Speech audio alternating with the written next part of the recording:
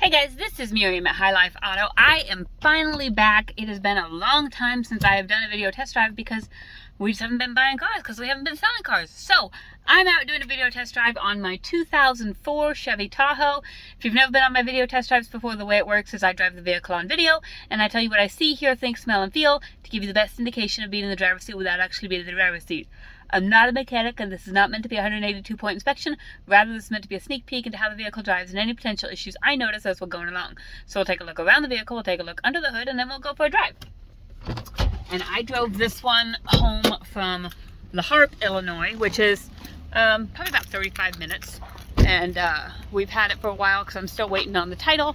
But it's a really, really decent vehicle. So here we go. Alright, it's maroon. It's got some bumps and bruises and some Midwest rust.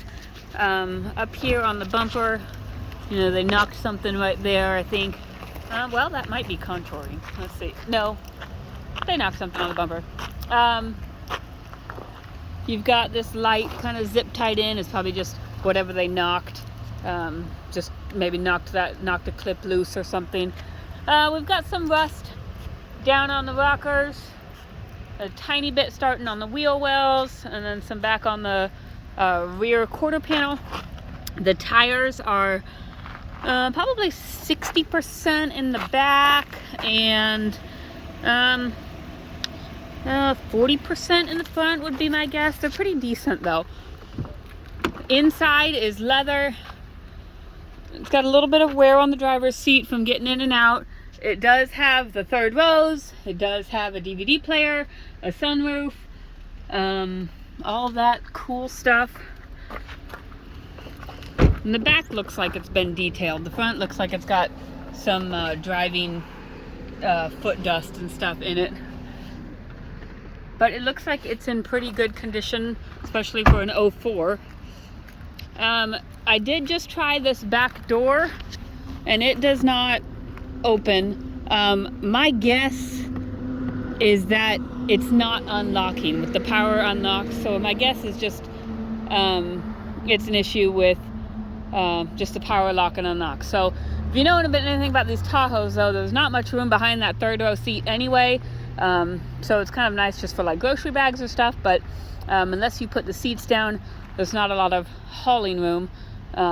So it's kind of, you choose, you know, kids or stuff. So this side, again, you've got some rust in the same places as on the other side, but it's not bad looking. It's just got a little bit of character to it. Got this hood. And this should be the Chevy 5.3, which is an absolutely excellent motor. That was one of my first and favorite SUVs. It was a GMC Yukon, which is pretty much the same thing as, you know, Chevy Tahoe. So it was one of my favorites. It just ran forever. Okay, oil was just changed. The dealer we get it from, he always changes oil when they get in. So it's due at 201,680. We've got 199, 170 on here. No check engine lights on the dash, no other warning lights on the dash. I took this out and I was doing some running with it, so it's probably been going for like 25 minutes. We're still within normal operating temperature. Nothing weird going on. We've got four-wheel drive over here. I'm going to stick it in 4. Oh, that's 4 low. I don't want to stick it in 4 low.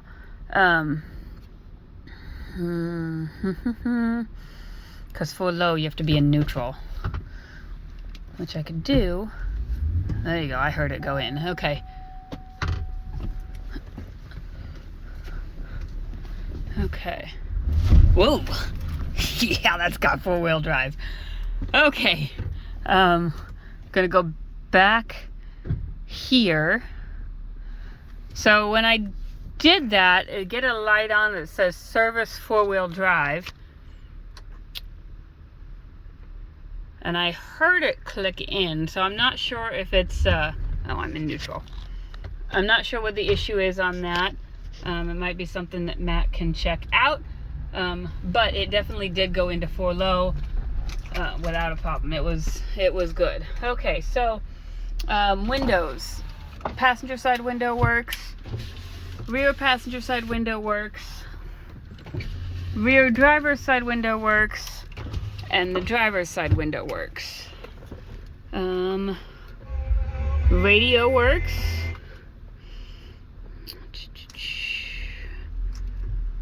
Let's try the AC. Turn the fan up. Mode. That one.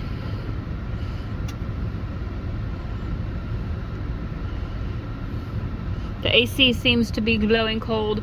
It's kind of hard to test AC in the colder months. It's 63 degrees today, just because you never know if it's blowing off cold air from outside, if it's blowing off cold air from the air conditioning, but it is blowing off cold air. So there's that, and we'll turn this up to 90.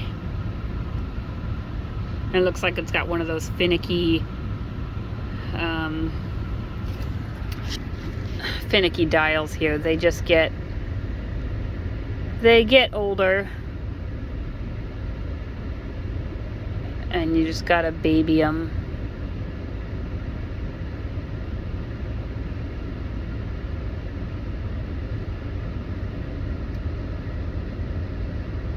It probably, in all reality, just needs a new knob. They just, I don't know if it's like the gears on there that they just start getting worn, because they're probably like little plastic gears. This is how everybody wants to age. 87, 86, 87, 85. I'm getting there. Okay, we'll see if that blows out. See if that blows out hot. So it's going to be the dual temperature. Turn off the air conditioning, and let's see what else have we got. Okay, well, we'll see how that goes. And it looks like I've got heated seats, which maybe don't work. I don't know. Okay, so maybe they don't work on the driver's side. Let's see if we get the same thing over here on the passenger side. Oh, passenger side came on. So maybe it's a driver's side thing. And I can feel heat blowing out over here on the passenger side because I have the passenger side on 90. So the heat works. I would say the AC works. I'm going to turn this off, and we're going to go for a drive.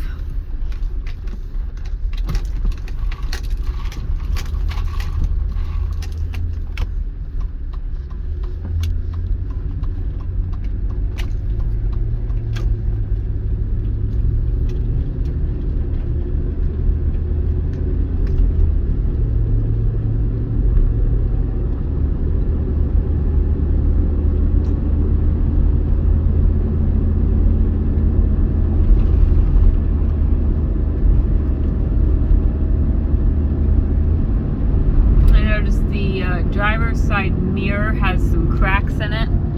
I'll show you that over there. It still works just fine, and you can see out of it and everything. It's just, it does have some cracks. So your damage seems to be on this side. Like maybe they hit, lightly tapped a deer or something. I know when I had my, let's see, I had a white Suburban. I had an 05 Suburban, and I hit a deer.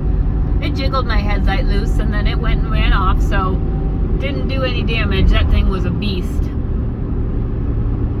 I think that's also the vehicle my mother-in-law hit a light pole with at Walmart. Dented the bumper, and that's it. These things are just, I don't know. They're good vehicles. Right now I've got an 07 Yukon, and I'm kind of contemplating using this one because I really like it. And my Yukon, when I sold it, had almost 300,000 miles on it, and it was still running very well. I don't think my door's shut, so there's some wind noise. But it's driving very well. I don't hear any suspension noise. It's shifted through all the gears just fine. I'm going to turn on my cruise. You see right here I'm cruising at 65. My left turn signal works. My right turn signal works. My windshield wipers work. brakes are good and solid, no grinding, no vibration, or pulling, or anything like that. I'm gonna shut my door. Okay, this should have an information thing. Let's see. Engine oil life 93%, range 74 miles. Okay, let's see what this says.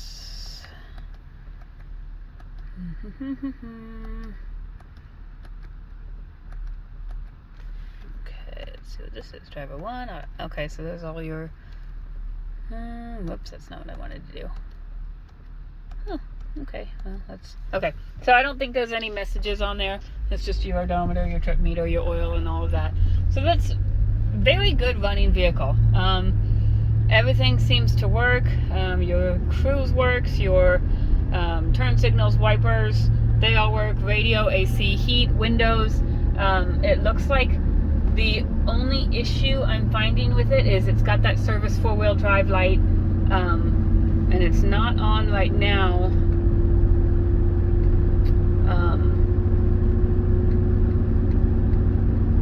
So I don't know. This must be... So my guess is a lot of them have 4 buttons on here.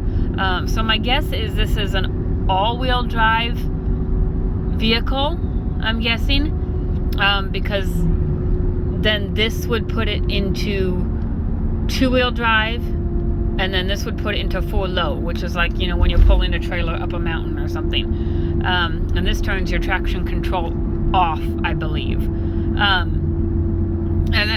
Don't quote me on that, but I think like my Yukon, I think it had 4 buttons there. It was the all-time all-wheel drive, it was the 2-wheel drive, it was the 4-wheel drive, and the 4-high. So there's that anyways. But so as far as I can tell, the only issue with this vehicle is that 4-wheel drive light.